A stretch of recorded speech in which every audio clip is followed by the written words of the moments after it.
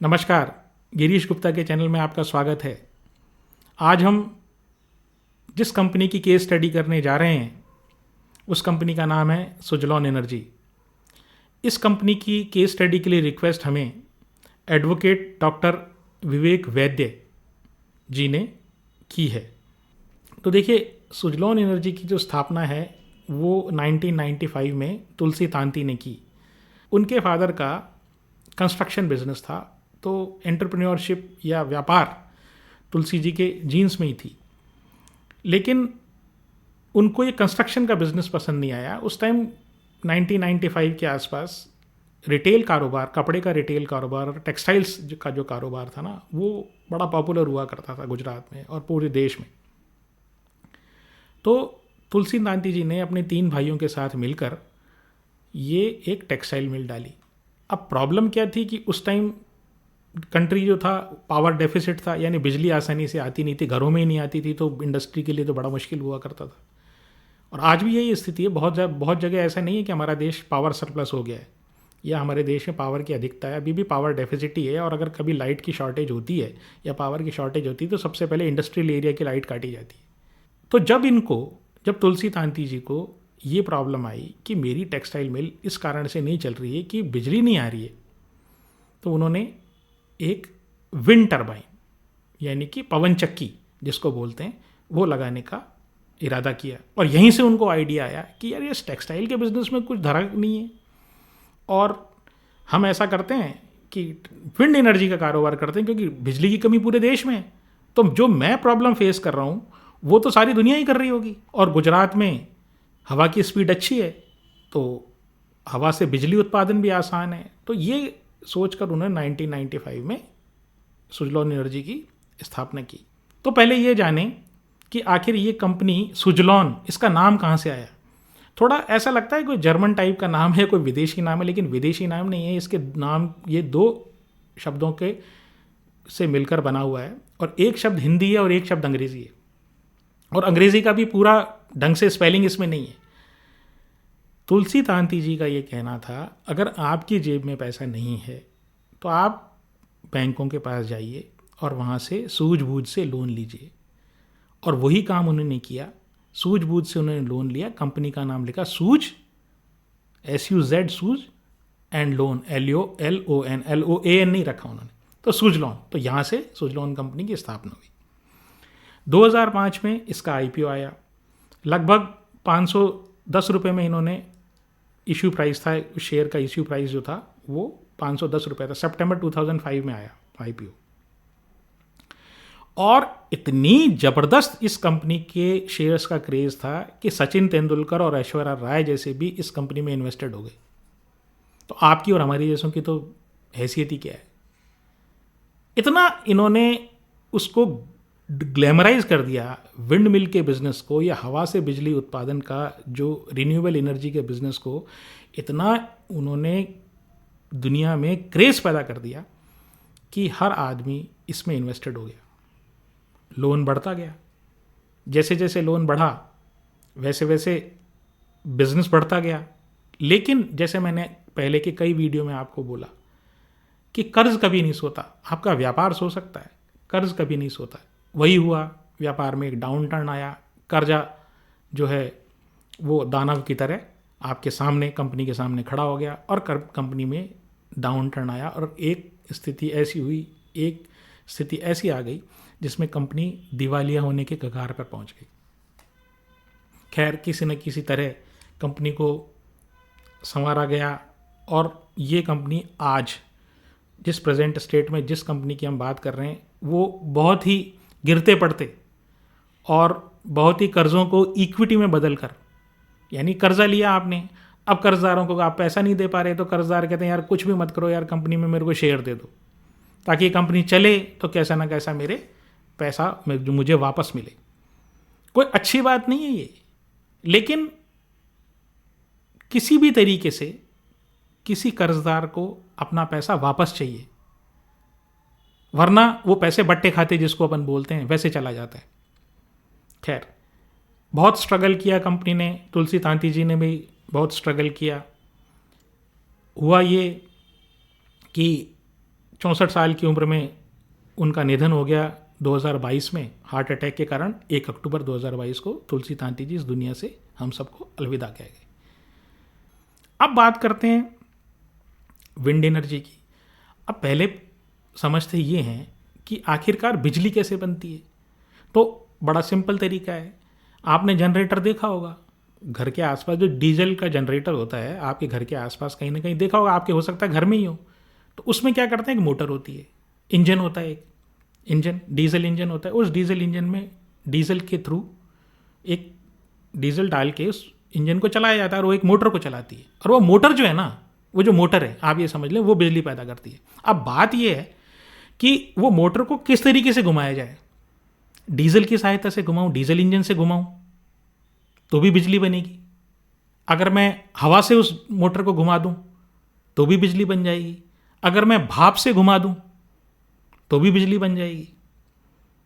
अगर मैं पानी से घुमा दूं यानी हाइड्रो इलेक्ट्रिक पावर जिसको बोलते हैं, अगर उससे चला दूं उस मोटर को तो भी बन जाएगी। बात यह है कि कोई उस वो जो मोटर है, जो बिजली बनाने वाली मोटर है, उसको कैसे घुमाया जाए, किस मेथड से घुमाया जाए, उसके ऊपर इन सब का नाम पड़ जाता है।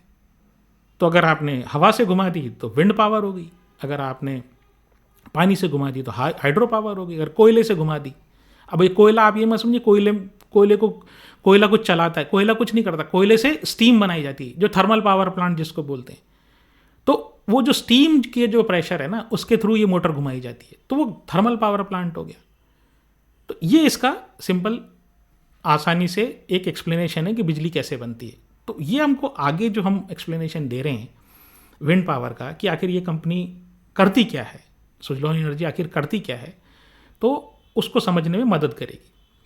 अब हिंदुस्तान में कुछ ही जगहें ऐसी हैं जहाँ पर ये विंड मिल्स या बिजली बनाने के कारखाने लगाए जा सकते हैं। अब कारखाने क्यों, फार्म्स बोलते हैं इसको, विंड फार्म्स बोलते हैं। फार्म्स क्यों बोलते हैं, क्योंकि ओपन जगह में लगते हैं, खेतों में लगते हैं। इनके जो मशीन है या जो पवन चक्की आपने देखी होगी वो बड़ी सी, ठीक है, वो एक बड़ा पंखा समझ लिए, बड़ा टेबल फैन है वो। तो जैसे हमारे पंखे जो होते हैं, कभी आपने देखा होगा जो पंखे कभी हवा चलती है और अगर आपने पंखा चला भी नहीं रखा हो तो पंखा अपने आप घूमने लग जाता है। तो एयर की जो करंट्स हैं या वायु की जो धाराएं हैं, उनके चलने से जब वो पंखे पर टकराती हैं तो वो पंखा घूमता है, और वो पंखा जो घूमता है वो आपकी उस मोटर को जो बिजली पैदा करती है उसको घुमाती है। बस इतना ही सिद्धांत है। तो हिंदुस्तान में 4-5 स्टेट ही ऐसे हैं जहाँ पर काफ़ी वायु है, मतलब वायु की धाराएं या एयर करंट्स इस प्रकार की हैं जिससे लगातार बिजली पैदा हो सके। देखिए बिजली नहीं, अगर हवा की धाराएं नहीं चलेंगी तो बिजली कैसे पैदा होगी, क्योंकि पंखा घूमेगा ही नहीं, तो बिजली पैदा नहीं होगी। और हमको ये चाहिए लगातार बिजली पैदा हो। तो एयर की अवेलेबिलिटी, लगातार अवेलेबिलिटी इस पर्टिकुलर पवन चक्की को चलाने के लिए अति आवश्यक है। तो ये स्टेट्स कौन कौन से हैं जहाँ पर एयर की क्वालिटी या एयर की जो करंट्स हैं उनकी क्वालिटी बहुत अच्छी है, अवेलेबिलिटी अच्छी है। तो पहला हुआ गुजरात, दूसरा हुआ आंध्र प्रदेश, तीसरा हुआ तमिलनाडु, चौथा हुआ तेलंगाना, और पांचवा हुआ कर्नाटका, और कुछ महाराष्ट्र के कुछ एरिया और राजस्थान के कुछ एरिया। तो यहाँ पर जो है यही कुछ 4-5-6 स्टेट्स हैं जहाँ पर एयर की अवेलेबिलिटी, वायु की स्पीड और एयर की करंट्स के कारण लगातार बिजली पैदा की जा सकती है। तो पहला पॉइंट तो ये। दूसरा बात ये कि आखिर जो बिजली बनती है उसका उपयोग कौन करते हैं। तो देखिए ये रिन्यूएबल एनर्जी है। रिन्यूएबल का मतलब ये है कि ये जो है ना, पवन तो हमेशा रहेगी, हवा तो जब तक ब्रह्मांड है, जब तक हवा है, तो आप इसका इस्तेमाल करने से, हवा का इस्तेमाल करने से हवा नष्ट नहीं होती है। जबकि कोयले का इस्तेमाल करें, और कोयले से जो थर्मल पावर प्लांट है उस वो जो है उससे कोयला नष्ट भी होता है, दूसरी बात पॉल्यूशन भी करता है। यहाँ हवा में से जब आप बिजली बनाते हो तो आपको कोई नुकसान भी नहीं है। तो रिन्यूएबल का मतलब यही है कि वो हवा जो टकरा के गई वो वापस भी काम आ जाएगी आपकी, लेकिन कोयला जो जल गया वो आपके वापस काम नहीं आएगा। तो इसलिए रिन्यूएबल वापस न्यू हो सकता है, नया बन सकता है। रिन्यूएबल एनर्जी के लिए सरकार सबसे बड़ा क्लाइंट है, मतलब सरकार बिजली पैदा करती है और प्राइवेट प्लेयर्स भी बिजली पैदा करते हैं। तो सरकार की कई एजेंसीज हैं या पीएसयू हैं, वो जो है ग्रीन एनर्जी, रिन्यूएबल एनर्जी में इंटरेस्टेड रहते हैं। कैसे? जैसे एनटीपीसी है, एनटीपीसी ग्रीन मान लीजिए, तो एनटीपीसी इनको ठेका देती है कि भाई मेरे को एक पावर प्लांट लगाना है या विंड फार्म लगाना है, ठीक है। अब ये विंड फार्म को लगाने के लिए वो टेंडर डालते हैं। तो टेंडर डालने के लिए जो भी विंड एनर्जी के फार्म लगाने में इंटरेस्टेड होते हैं, मतलब इस तरह की मशीनरी सप्लाई करने में इंटरेस्टेड होते हैं, वो लाके विंड मिल लाते हैं, उसके पार्ट्स लाते हैं, उसको लगा देते हैं और चालू करके इनको दे देते हैं, मतलब एनटीपीसी को दे देते हैं। ऐसे ही कुछ स्टेट्स हैं। तो स्टेट्स में जो अपने जिस स्टेट में आप रहते होंगे उसमें कोई एक पर्टिकुलर इलेक्ट्रिसिटी बोर्ड होगा या कोई इलेक्ट्रिसिटी कंपनी होगी, अगर सरकारी कंपनी है तो, जिसको डिस्कॉम बोलते हैं। तो वो डिस्कॉम जो है वो भी कई बार ये कहती है कि भाई हम भी विंड एनर्जी या विंड एनर्जी से ऊर्जा का उत्पादन करना चाहते हैं और हमारे लिए लगा दीजिए, वो भी टेंडरिंग करते हैं। तो इसको बोलते हैं कॉम्पिटिटिव बिडिंग। तो सरकारी जितने भी प्रोजेक्ट्स हुए वो कॉम्पिटिटिव बिडिंग के थ्रू आते हैं। उसमें क्या होता है कि आप टेंडर डालो, जो लोएस्ट बोलेगा उसको ये विंड फार्म या जो ये पावर प्लांट बोल दीजिए, विंड एनर्जी का पावर प्लांट, उसको एस्टेब्लिश करने का ठेका मिल जाएगा। इसके अलावा जो एक दूसरा महत्वपूर्ण क्लाइंट है वो है C&I, मतलब कमर्शियल एंड इंडस्ट्रियल क्लाइंट्स। तो ये इंडिविजुअल कंपनीज हैं। तो कंपनीज को कई बार क्या होता है, अपने खुद के कैप्टिव पावर कंजम्पशन के लिए चाहिए। कैप्टिव पावर कंजम्पशन का मतलब क्या है? मान लीजिए कोई बहुत बड़ी कंपनी है, उसको बिजली की बहुत ज़रूरत है, तो वो क्या करती है, भाई इलेक्ट्रिसिटी बोर्ड से लूँगा तो पता नहीं पावर सप्लाई आएगी कि नहीं आएगी, या महंगी पड़ेगी, या कुछ और दिक्कत हो सकती है कि भाई इतनी लंबी लाइनें आपके पास ग्रिड के पास ही नहीं हो। तो वो क्या करता है, चलो विंड फार्म लगा लेता हूँ मैं। तो विंड फार्म मीन्स वही पावर प्लांट। तो वो विंड फार्म लगा के और अपना कैप्टिव कंजम्पशन कर लेता। कैप्टिव मतलब खुद के यूज़ के लिए। दूसरा तरीका जो हो सकता है वो हो सकता है कि third party PPA. Third party PPA का मतलब पावर परचेज एग्रीमेंट। तो क्या करते हैं कि मैं जो है ना, मैं किसी दूसरे आदमी को, मैं खुद नहीं लगाऊं, मतलब मैं एक इंडस्ट्री हूं और मेरे को बिजली की ज़रूरत है, तो मैं खुद इन्वेस्टमेंट नहीं करूं विंड फार्म में, मैं किसी दूसरे आदमी को कह दूं, मान लो सुजलॉन एनर्जी को कह दिया मैंने, या XYZ किसी और को कह दिया, आइनॉक्स विंड को कह दिया मैंने कि भाई मेरे लिए आप ये विंड फार्म लगा दो और जो बिजली तुम जनरेट करोगे ना तो वो मैं तुमसे खरीद लूँगा इस रेट पे। तो पावर परचेज एग्रीमेंट, हम दोनों में एग्रीमेंट हो गया। तो जो इंडस्ट्री है उसको ये फ़ायदा है कि उसके हिसाब से बिजली मिल जाएगी उसको जितनी उसकी रिक्वायरमेंट है, और जो फॉर्म लगाने वाला है, जो बिजली प्रोड्यूस करने वाला, उसको ये फ़ायदा है, उसको ग्राहक मिल गया। और इधर जो इंडस्ट्री जो कंज्यूम कर रही है इलेक्ट्रिसिटी, उसको एक और फ़ायदा ये है कि उसको पैसे नहीं लगाने पड़े। खाली जो भी ऑपरेशंस के जो खर्च हैं, जो मतलब जिस रेट पे वो सप्लाई कर रहा है उतना खर्चा देना पड़ेगा, कैपिटल एक्सपेंडिचर उसको नहीं करना पड़ेगा। तीसरा तरीका ये हो सकता है कि भाई मैं एक इंडस्ट्रियलिस्ट हूँ, मैं कहता हूँ यार पावर में ट्रेडिंग भी कर सकते हैं यार पावर में, तो मैं IEX जैसे जो लिस्टेड कंपनी है अपनी इंडियन एनर्जी एक्सचेंज, उसके ग्रिड में डाल देता हूँ ये पानी, ये बिजली उत्पादन करके, क्योंकि मेरे पास बहुत ज़्यादा ज़मीन है और यहाँ पर मैं बिजली का उत्पादन कर सकता हूँ, विंड फार्म लगाता हूँ और हिसाब किताब लगा लेता है कि कितने में तो बिजली बिकेगी और कितने मेरे पैसे लगेंगे। तो दो तरह के क्लाइंट हुए, एक गवर्नमेंट वाले और एक प्राइवेट क्लाइंट्स हुए, इंडस्ट्रीज़ हुई। तो जो गवर्नमेंट वाले में है उसमें इशू ये है कि जब पैसा जैसा आएगा वैसे आएगा, पहले तो ठेका मिले ना मिले, दूसरी बार जब आएगा तभी आएगा। प्राइवेट वाले में ये है कि पैसा भी टाइम से आता है और कॉम्पिटिटिव बिडिंग की भी कोई इतनी ज़्यादा रिक्वायरमेंट नहीं होती, क्योंकि वो वाले जो लोग हैं, जो प्राइवेट वाले लोग हैं, जो इंडस्ट्रीज़ हैं, वो तो क्वालिटी देखते हैं। तो अब ये बात करते हैं कि सुजलॉन एनर्जी आखिर करती क्या क्या है। देखिए मोटे इसके दो काम हैं।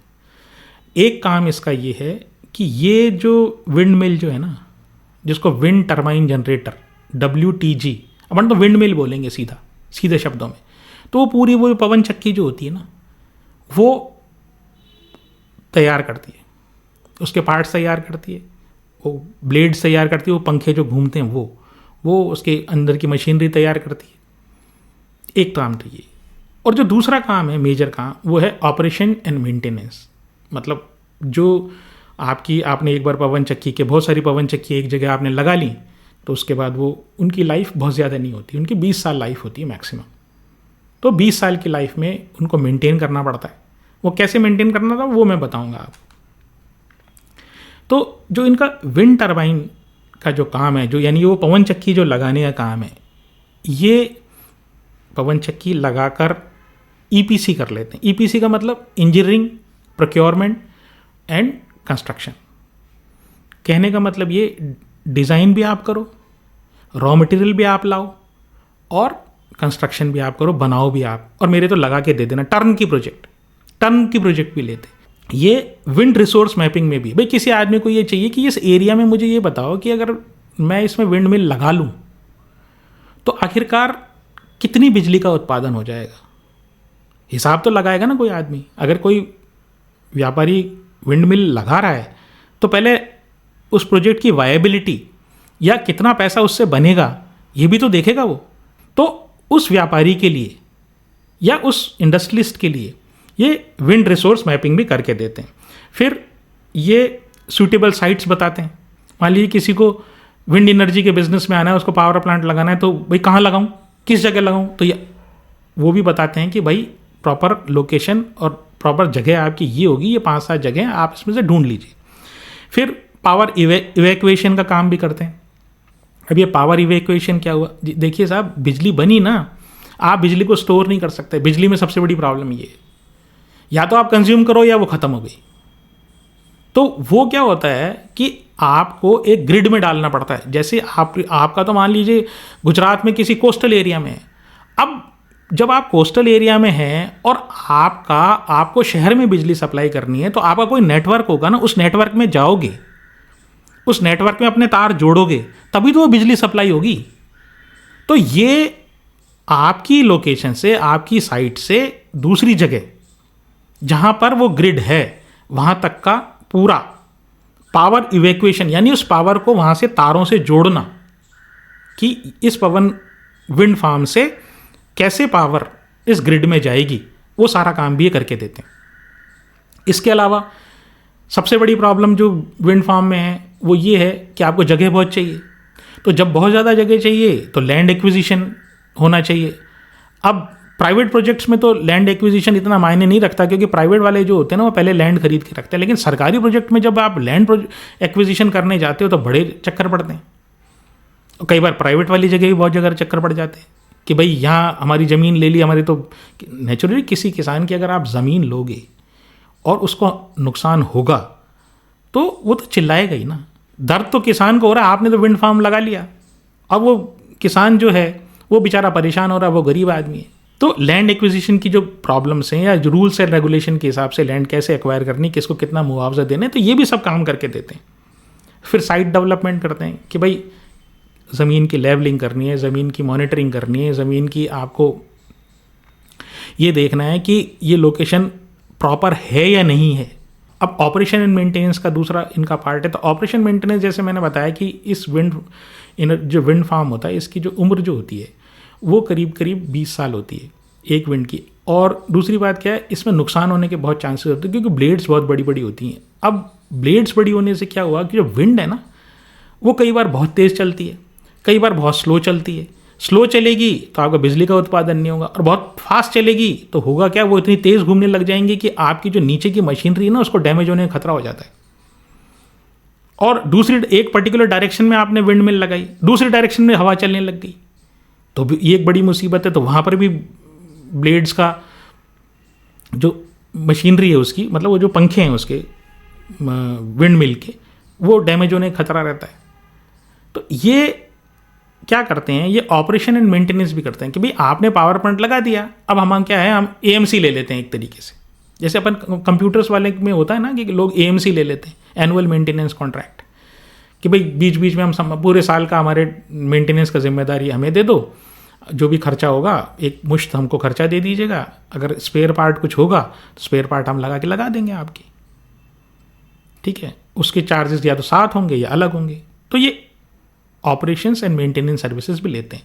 खुद के लिए भी लेते हैं, खुद के जो प्रोजेक्ट इन्होंने लगाए, भाई मैंने प्रोजेक्ट लगा दिया, मेरा काम खत्म, वो कहता है नहीं भाई मेंटेनेंस कौन करेगा, बोले हम कर देंगे, पैसे दे दो।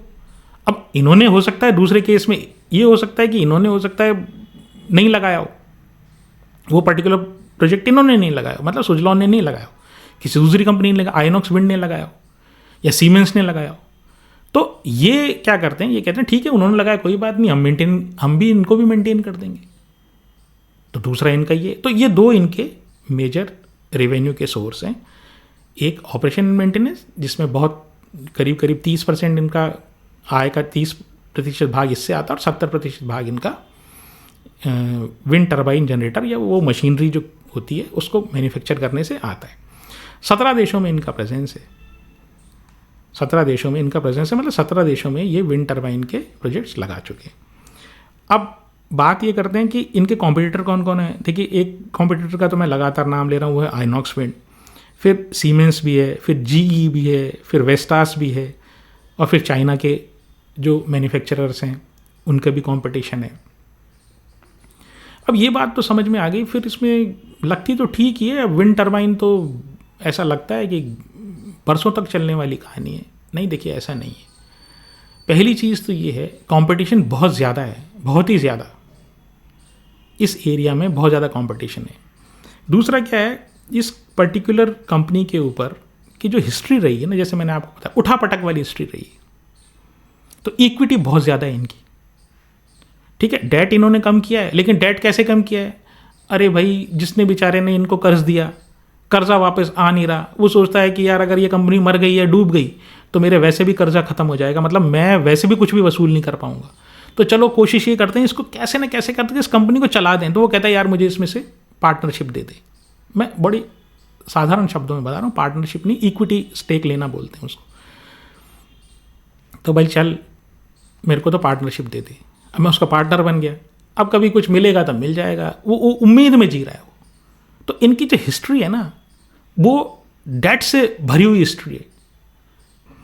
फिर पावर प्लांट, जैसे मान लीजिए पावर प्लांट प्रोजेक्ट्स पे जो विंड फार्म के ऊपर ये कम्प्लीटली डिपेंडेंट है, और मैंने क्या कहा विंड फार्म जो है देश के कुछ ही क्षेत्रों में ही वो लिमिटेड है, वो 4-5 एरिया में ही है। तो अगर वहाँ की सरकारों ने कुछ रूल्स रेगुलेशन लाए या कुछ ऐसी चीज़ें, ऐसे डेवलपमेंट हुए कि भाई लैंड जो है वो ज़्यादा खा रही है विंड फार्म, भाई विंड फार्म जो है वो लिमिटेड ही बनेंगे, फॉर एग्जांपल इस तरह की कंडीशन आ सकती है ना, किसानों का आंदोलन हो जाए, वो कहते हैं भाई मेरे से तो इससे ज़्यादा, मैं तो इससे ज़्यादा ज़मीन अपनी नहीं दूंगा, तो विंड फार्म के अगेंस्ट में एक कैंपेन लॉन्च हो सकता है, तो इनको परेशानी हो सकती है। फिर क्या है, इनका डिपेंडेंस है वो O&M सर्विसेज पे ज़्यादा, क्योंकि वही कंटिन्यूस रेवेन्यू इनको देता है। जो चल गए, जो प्लांट लग गए वो बंद तो होते नहीं है, तो उसमें भी क्या है, जो O&M सर्विसेज या ऑपरेशन मेंटेनेंस वाला AMC वाला जो इनका धंधा है वो इनका कंटिन्यूस पैसे आने वाला धंधा है। तो यहाँ पर क्या होगा कि अगर रेट्स कम हो गई, मतलब वो कह सकता है ना कि भाई मैं तो इसको, मेरे तो कई करने वाले हैं, मेंटेनेंस करने वाले कई हैं, आप भी जैसे कहीं AMC का कोई आपने ले रखी होगी अपने किसी प्रोडक्ट के लिए, तो आप भी कह सकते हैं कि भाई तेरा तो भाई भाव ज़्यादा है, अब मैं तेरे से नहीं कराऊँ, मैं दूसरे से करा दूँगा, तो कंपटीशन बढ़ेगा इसमें भी। फिर क्या है कि लार्ज वर्किंग कैपिटल रिक्वायरमेंट है, आप लगा के दोगे ना, उससे पहले आपको बनाना पड़ेगा वो सबको, पहले थोड़ी पैसे देता है वो, भैया तू लगा जा, तू प्लांट एस्टेब्लिश कर दा, पैसे तेरे को बाद में दूंगा। और अगर ये सरकारी कंपनी हो गई, डिस्कॉम हो गई, स्पेशली स्टेट वाली डिस्कॉम, तो डिस्कॉम की हालत बहुत ख़राब है, उनसे पैसा निकलवाना, उनसे लेना, ये समझ लीजिए आप नाक को चने चबाना है, क्योंकि उनकी खुद की हालत बड़ी ख़राब होती है। फिर क्या है कि जो पूरी डिपेंडेंस है ना इनके बिजनेस की, वो गवर्नमेंट के रूल्स एंड रेगुलेशन पर है। गवर्नमेंट कह दे टैरिफ कम करना है, मान लीजिए मैं एक इंडस्ट्रियलिस्ट हूँ और मैं विंड फार्म लगाने में इंटरेस्टेड हूँ, और गवर्नमेंट ये कहती है नहीं भाई अब ऐसा है, बात ये है कि जो तुमको बिजली जब तुम बना के बेचोगे ना, तो पहले मान लीजिए 5 रुपये यूनिट में बेचता था, अब वो कहते हैं नहीं भाई अब तो 4.5 रुपये में बेचनी है आपको। विंड फार्म लगाने के बाद मैंने किस उम्मीद में विंड फार्म लगाया, मुझे 5 रुपये मिलेंगे 1 यूनिट के, सरकार कहती नहीं, आप 4.5 से ज़्यादा ले ही नहीं सकते आप। तो मैं तो अनवायबल हो गया ना, मुझे तो नुकसान होने लग गया ना। तो मैं क्या कहूँगा कि भैया ऐसा है, ये तो चलो कोई प्रोजेक्ट जो है सो ठीक है, अगला प्रोजेक्ट नहीं लगाऊंगा। जब अगला प्रोजेक्ट नहीं लगाओगे तो इनको ऑर्डर कहाँ से मिलेंगे? मतलब इनको या इनकी जैसी कंपनीज को ऑर्डर नहीं मिलेंगे। ये रही बात। अच्छा, ये तो इनकी नेगेटिव बातें हो गई। अच्छी चीज़ क्या है, देखिए बड़े घाट घाट के पानी इन्होंने पी लिए प्रमोटर्स ने। हालांकि प्रमोटर का स्टेक अब केवल 13% ही रह गया। इतना कर्जा ले लिया था कि वो सारा इक्विटी में कन्वर्ट हो गया। तो प्रमोटर के पास 13% ही है, लेकिन एक्सपीरियंस प्रमोटर है, जानते हैं बिजनेस को इन एंड आउट, जानते हैं। 1995 से धक्के खा रहे हैं, तो सब जानते हैं कि इस बिजनेस को कैसे चलाना है, कैसे सस्टेनेबिलिटी है। दूसरा क्या है, एक और ख़ास बात है, आजकल ये रिन्यूएबल एनर्जी जो है ना, ये फैशन में है। तो हर व्यक्ति ये चाहता है, या हर इंडस्ट्रियलिस्ट ये चाहता है कि मैं जो है ना रिन्यूएबल एनर्जी में आऊँ। तो ये इनके लिए पॉजिटिव एस्पेक्ट है। अच्छा, अब ग्रोथ कैसे करेंगे? जब कंपटीशन ही था तो ग्रोथ कैसे करें? तो ये कह रहे हैं कि आप प्रोजेक्ट लगवाओ। जैसे कोई इंडस्ट्रियलिस्ट इनके पास जाए, तो इन्होंने एक नई स्कीम निकाली। उन्होंने कहा यार एक काम करो यार, आप प्रोजेक्ट जब लगाओगे आपकी लैंड मिलेगी नहीं मान लीजिए, या लैंड आपको अभी एक्वायर करनी है, या लैंड एक्विजिशन में देरी हो रही है, तो हम आपको कैसे करते हैं कि पहले से एडवांस में कुछ आपको प्रिपरेशन करके दे देते हैं। ठीक है, जो एक्चुअल प्लांट के इंस्टॉलेशन से पहले कुछ कार्यवाहियाँ हो सकती हैं प्रोजेक्ट से रिलेटेड, वो हम आपको करके दे देते हैं। हम आपको फिजिबिलिटी बता देते हैं, हम आपको तरीके बता देते हैं कि आपको किस तरह का, सारी रिसर्च हम आपको करके दे देंगे। बस जब आप कहोगे कि हाँ लैंड मेरे पास आ गई, ठीक है, तो मैं आपको प्लांट लगा के दे दूंगा। तो बाकी के जो इतना आपकी प्लानिंग में, जो आपको जब लैंड आ जाएगी उसके बाद अगर आप प्लानिंग करोगे तो उसमें खर्चा आपका ज़्यादा लगेगा। अभी से मैं आपको सारी रेडीमेड चीज़ें पहले से तैयार करके दे दूंगा, फिर तो आप मुझे ऑर्डर देना सिर्फ कि हाँ भाई लगा दे, तो मैं बहुत जल्दी लगा दूंगा। फिर क्या है, ये कोशिश ये कर रहे हैं कि हम डाइवर्सिफाई कर दें, हम बाकी देशों में, दूसरे देशों में लगा दें। दूसरे देशों का मतलब भारत से बाहर हम विंड फार्म लगा दें। तो क्योंकि सारी दुनिया में ये रिन्यूएबल एनर्जी का फैड है, मतलब फैशन में रिन्यूएबल एनर्जी। फिर क्या है कि एक नया कंसेप्ट चल रहा है, तो वो ये कहते हैं कि विंड तो है वो हमेशा तो होती नहीं है, वो तो कभी कभी होती है। जैसे किसी पर्टिकुलर वेदर में वो नहीं चली, तो फिर क्या होगा? तो भाई सोलर ले लो। तो सोलर और विंड का कॉम्बिनेशन भी चल रहा है आजकल। तो जैसे जैसे सोलर बढ़ेगा वैसे वैसे ये भी चांसेस हैं कि विंड को भी उसके साथ कंबाइन करके हाइब्रिड रिन्यूएबल बोलते हैं उसको, हाइब्रिड संकर, जैसे संकर मतलब दोनों का मिक्स, तो एक हाइब्रिड रिन्यूएबल भी चल सकता है। अब बात यह है कि शेयर में क्या करना है। देखिए इसका पी जो है ना वो है 60 का, और ये कोई ऐसा काम करती नहीं है, मतलब बाकी सब चीज़ों को भी मैंने कंसीडर कर लिया है। मार्केट कैपिटलाइजेशन जो इसका है करीब करीब 70,000 करोड़ का मार्केट कैपिटलाइजेशन, मतलब 70,000 करोड़ आपकी जेब में हो तो आप जाके इस पूरी कंपनी के शेयर खरीद लीजिए, सारे शेयर आपके पास हो जाएंगे, कंपनी आपकी हो गई, 100% शेयर आपके हो जाएंगे।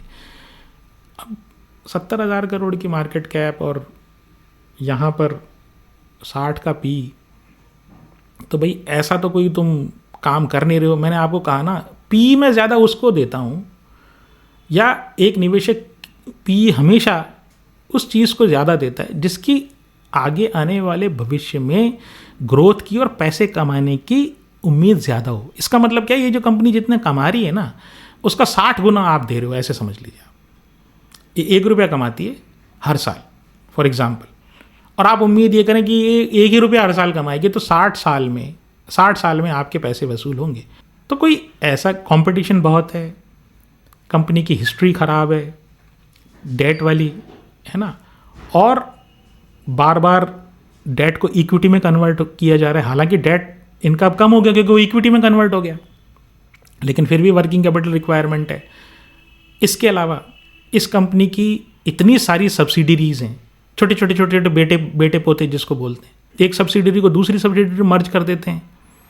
तो इनके बारे में इनको ट्रैक करना, इसका जो स्ट्रक्चर जो है ना कॉर्पोरेट स्ट्रक्चर, वो समझना एक आम निवेशक के बस का रोग नहीं है। विवेक वैद्य जी ने 2 साल के लिए पूछा है कि 2 साल के लिए मैं इसको ले सकता हूँ क्या, जो जहाँ तक मैं समझा उन्होंने जनवरी 27 के पॉइंट ऑफ व्यू से वीडियो बनाने के लिए मुझे अनुरोध किया था। देखिए मेरे को तो 6 महीने का ही पता नहीं है, सच बात बोलूं तो गिरते मार्केट में ऐसी कंपनियों की अच्छी पिटाई होती है। ये एट मोस्ट, इस तरह की company at most trading bats हो सकती हैं। जब ये रिजल्ट आया उससे पहले चढ़ गए शेयर, और रिजल्ट आया उसके बाद वो गिर गए क्योंकि पहले से पोजीशन बनी हुई थी। तो आप जो है ना, कोई भी फैसला करें तो जो मैंने बातें कही ना उसके हिसाब से फैसला करें। तो ये रही आज की प्रस्तुति। यदि आपको ये प्रस्तुति अच्छी लगी तो मेरे चैनल को सब्सक्राइब करें, वीडियो को लाइक करें, शेयर करें। अगर आप किसी कंपनी के बारे में कुछ जानना चाहते हो तो कमेंट सेक्शन में कमेंट करके अवश्य बताएं। नमस्कार, धन्यवाद, जय हिंद।